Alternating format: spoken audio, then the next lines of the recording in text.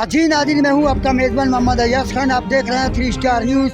नाज़रीन, इस वक्त मैं मौजूद हूँ मस्जिद कॉलोनी और यहाँ पर एक सरापा एहतजाज हो रहा है। मेरान हाईवे ब्लॉक किया हुआ है, दोनों रोडें ब्लॉक की हुई हैं। यहाँ के जो मकामी हजरात है, बिजली की लोड शेडिंग की वजह से आवाम तंग होकर घरों से बाहर निकली है, जो कि मेरान हाईवे बंद किया हुआ है, दोनों रोड ब्लॉक किए हुए हैं। नाज़रीन हमारे साथ रहिएगा, आपको दिखाते हैं यहाँ का सरापा एहतजाज और लोगों का मौक़िफ़ आप तक बताते हैं वो क्या कहते हैं।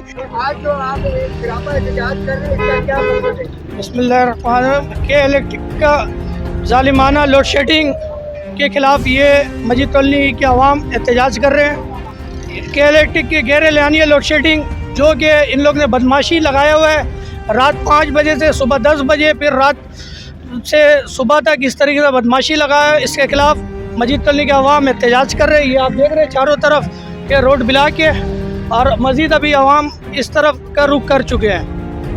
मैं आला हुकुम को से ये मैसेज देना चाहता हूँ कि वो जल्द से जल्द यहाँ पर आएँ और हमारे मुतालबात को तस्लीम करें और मस्जिद कॉलोनी में जो लोड शेडिंग और ओवर बिलिंग का जो इश्यूज़ है उसको फौरी तौर पे ख़त्म किया जाए। तो हम फ़िरोज़ खान साहब हमारे काबिल एहतराम है, चेयरमैन इलाके के, उनसे या MNA से भी हमारा कोई वास्ता नहीं है।